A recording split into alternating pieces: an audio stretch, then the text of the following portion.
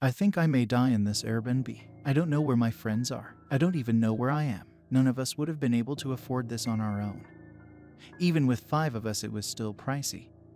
But to be fair, it was one hell of a house. It was 3 stories.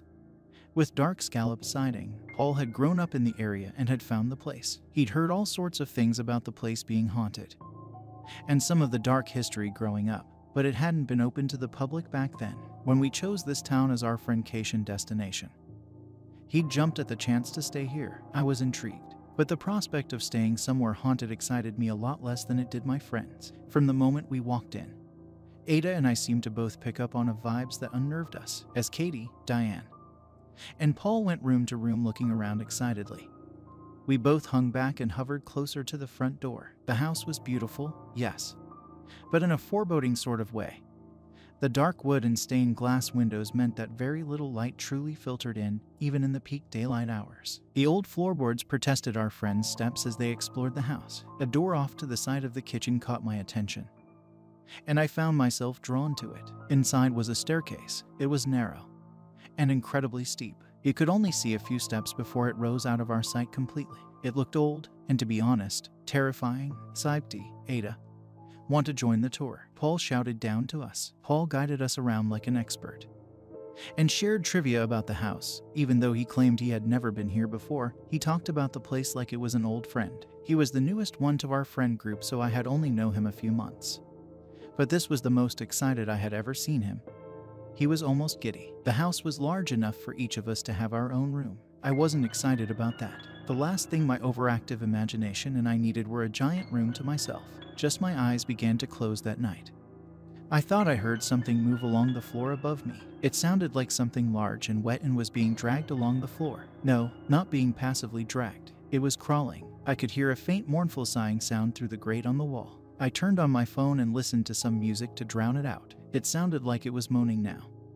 I turned the music up louder, covered my head with a blanket. I burrowed my headphones into my ears deep enough to cause future hearing loss. If you can't hear it, it can't hurt you, right? Somehow, I did manage to fall asleep. I asked the others if they had had any odd experiences. It was just me. Paul looked excited. He had lots of questions. He truly was hoping the house was haunted. I just told him I heard footsteps. I felt like that made me sound less crazy than if I said I heard something crying out in the night. He looked at me with a sly smile, almost as if he knew I was lying. We spent the day in town and had an amazing time. Katie asked around about the house we were staying in. An older man at a little ice cream shop we visited told us he thought it was irresponsible and dangerous to rent the place out after what had happened there. It turns out a number of tragedies occurred there, from as recent as the owners before our Airbnb host, and then dating back to nearly 200 years earlier. He mentioned how he believed that enough suffering could result in opening a door, in letting something in. So you do think it's haunted? Diane asked, her green eyes wide. She had been hanging on to the man's every word. While I always thought haunted implied that a human passed on but never left. He scratched his chin, leaned in for effect, but I don't think what walks those halls was ever human. His words hovered over me the rest of the day like a dark cloud. The sounds from upstairs continued on the second night. The wet slaps, followed by slow drags and cries above me, sickened me. I mentally nicknamed whatever was making those sounds the crawler, and immediately regretted it because giving it a name did not quell my fears. Damn my overactive imagination. I turned music on again. I woke up around midnight and the album had ended.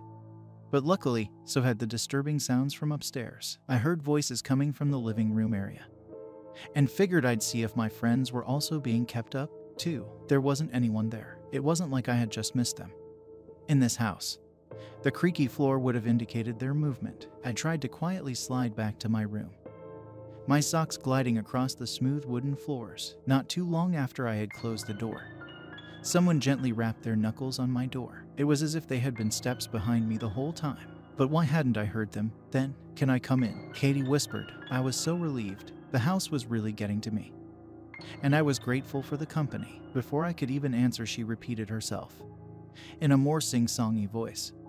Can I come in? I want to show you something. She called out my name, but struggled to pronounce it, like she'd never said it before. I froze. Sure, my name may not be all that common here, but we'd known each other for a decade. She always pronounced it with ease. At my lack of response, It sounded like she was pawing at the door. She let out a sound reminiscent of a wounded animal. I turned all the lights on in the room, and I spent the rest of my sleepless night trying to figure out how to tell my friends I wasn't going to spend another night here. I would still pay my portion, of course, but I was going to be staying in town tomorrow night. I smiled to myself at the thought. Yep, staying in town tomorrow, in a hotel. I'd have to use some of my savings, but it'd be worth it. The next morning, Paul stared at me, transfixed. Hey, he leaned towards me. What was up with you last night? You came to my door. You kept trying to get me to come to the basement with you. Remember, I had never gone to Paul's room. I was too busy with my own ordeal. Ada and Diane had similar stories when they came down. One of us came to their room and said something along the lines of, "Have you seen the basement yet? Let me show you," and tried to lead them down there. None of us opened the door. Diana, because she was tired and not in the mood to socialize. Paul, because he didn't know me that well and thought I was acting strange. Ada, like me, had the feeling that the visitor at her door was not one of us. Paul and Diana were excited by this seeming confirmation that our Airbnb was haunted. Ada stared at me, her face grim. As for Katie, well, she never came to breakfast at all. We had plans, and when by noon, Katie still hadn't come downstairs, I volunteered to check on her. I ascended the stairs, taking in the unique features of the house. Instead of an open space in the atrium on the third floor, there was a beautiful stained glass window.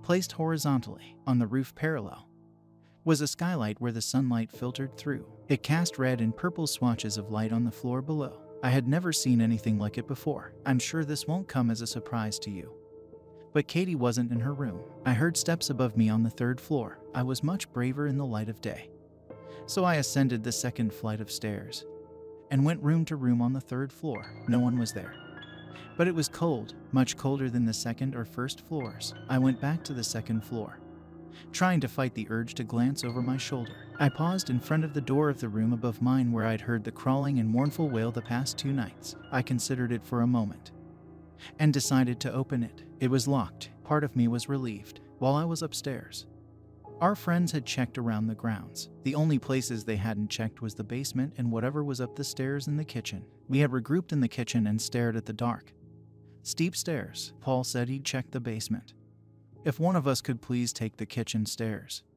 The tight space made him nervous, he said. It seemed like a fair trade. After a moment of awkward silence, Diane volunteered, to my immense relief. She was also the smallest of us, at a petite 51. Even then, she still had to crawl on her hands and knees to ascend the stairs. We waited, heard her walk around above us, calling out for Katie. She was up there for a while. It sounded like the space was massive. My stomach dropped as I realized I heard 2 pairs of footsteps, one above my head and another further into the kitchen, but moving towards the person above me. Diane, I hissed up the stairs, frantically. No answer. I took a deep breath and prepared to ascend after her. Just as I had crawled up about 3 steps, someone moved to stand at the top, blocking the already limited light. "We're coming," Diane whispered. She had begun to crawl towards me, descending the steep stairs, facing me, but on her hands and knees. Her arms looked long, too long. In order to allow her to do so, she propelled herself towards me using those long, thin limbs. Her eyes glinted at me in the dim light. I yelped and took a backwards leap and nearly hit my head on the doorframe. I instinctively stood behind the tallest person in the kitchen, Ada, who had a couple of inches on me. Diane emerged. She was walking like a normal bipedal person. I must have imagined what I saw in the darkness. "Well," Paul asked, "was Katie up there?" Diane cracked her neck on each side, stared and smiled at each of us, like she was taking in each of our faces for the first time. She shook her head slowly. She gave me a smile unlike the one she flashed at Paul and Ada. She winked at me. She smelled of old things. She looked disheveled and walked stiffly. We looked around. The thing is, there was no door to the basement that we could find. Ada sent what we hoped was a nonchalant message that we all crafted together to the host, asking them where the basement was. We received the unsettling reply immediately. "There is no basement." Paul laughed at that. Diane smiled dreamily and stared up at the stained glass skylight. It was like she was in her own world ever since her stint up the small stairs. Ada and I looked at each other nervously. We went into town to see if anyone had seen Katie, and spent the rest of the day searching for her. We sat together in silence. The large living room felt emptier with Katie missing. We stared at a pizza that none of us felt like eating. Looked like I was spending the night here again after all. I locked my door that night, around what had become the usual time. I heard the wet, dragging, crawling sounds upstairs. I tried to not picture what the thing making the sounds must look like at home. I always slept with a weighted blanket on me. It made me feel safe, with just the thin sheet and old quilt. I couldn't help but feel exposed here. Around 3 a.m. I awoke to moaning and scraping outside my door. "I need your help." I tried to place the voice. It was low, but sounded female. It wasn't Ada. It wasn't Katie. It didn't sound like Diane. "It's me, Diane." I didn't reply. The cadence was also odd. The doorknob turned, quickly. Aggressively, I tried to remain silent, motionless. "I need your help. My skin, it's too tight. It doesn't fit." I sat up against the headboard with my hands over my mouth, focusing on breathing as quietly as possible as it pounded at the door. Eventually, the steps faded away. The next morning, Ada looked happy. She was practically beaming. I realized that she looked different. Ada always wore her meticulously applied cat-eye eyeliner and her purple lipstick, but this morning she had no makeup on. Her blue-black hair looked odd. Her bangs that were usually carefully styled and ended in a delicate point between her brows were hastily brushed off to one side. I had always admired how she presented herself and wished I had the skill and patience. She didn't look bad this morning, but she didn't look like herself either. Diane and Paul hadn't come down. "I'm going to go look for the others," I whispered. "You should look up there," Ada whispered, in the same husky foreign voice that I heard last night outside my door. She pointed to the kitchen stairs. I felt my throat tighten. No. I shook my head quickly. She responded with a smile. I half expected her to leap at me or follow me on my search for Paul and Diane. She didn't. Instead, she crawled back up those narrow, thin nightmare stairs, showing the same oddly proportioned dexterity that Diane had demonstrated the day before. I knocked on Paul's door nervously. It was also locked. I continued to knock until he came to the door. Groggy, he seemed mildly annoyed at the intrusion. He blocked the view into his room with his body. When I told him I couldn't find Diane, he told me he'd meet me downstairs. Diane was nowhere to be found.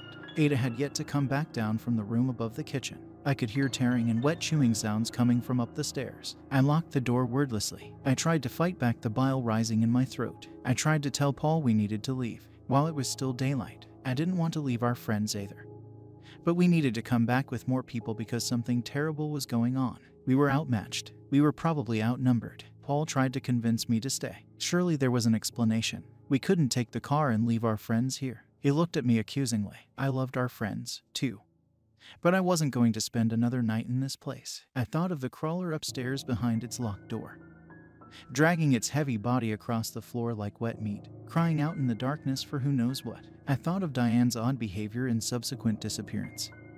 I thought of Katie, who had a crush on Paul. If she heard his voice outside her door, I'm sure she would have followed him. I thought of the thing that was likely wearing Ada's skin, eating something messily upstairs. I vaguely wondered if Paul and I were the only ones left. I told Paul I was leaving. As I was packing up, I felt a sharp blow, and everything went dark. I woke up in the basement. Turns out there was a basement after all. Katie was down here too. She seemed to be pinned to the wall by her wrists.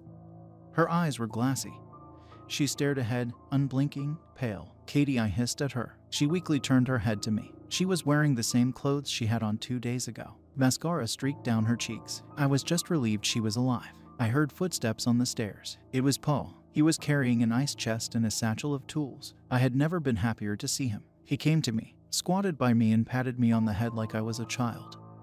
Beaming, "Saibti, you're awake. Great, we've still got more mouths to feed." He rubbed his hands together excitedly. There was a kind of madness in his eyes, despite all the terrifying things I'd experienced in this house. Realizing that Paul was a part of whatever was happening was 10 times worse. The small remaining hope I had flickered out in that moment, while he fiddled with the tools, selecting something long and sharp-looking. I shifted and positioned my legs beneath me. As Paul approached me, I sprung up and ran towards him, hitting him hard with my shoulder. It seemed to take him by surprise, and I took advantage of his momentary confusion to pick up the ice chest the only way I could with my hands bound by one handle and swung it at him. It connected with a dull thud and he fell backwards. I turned towards Katie. Now I could see her legs. It was as if something had been gnawing at them. I could see bone peeking through her torn jeans. I knew I'd have to come back for her later. There was no way I could move her in her current state. I ran up the stairs and my heart sunk when I found I was in a part of the house I had never seen before. It looked older, lacked the meticulous care applied to restoring and cleaning the rest of the place. I wondered which of the many doors led out. But the fact that one door was nailed shut served to both further dash my hopes and answer that question. I limped, my leg was asleep, through the dusty hallway. I found a room where light seeped through two small windows and locked the door. I've called the police. All I can do now is wait and hope I can either get one of the sealed windows open or the police find me before Paul or one of the other residents do.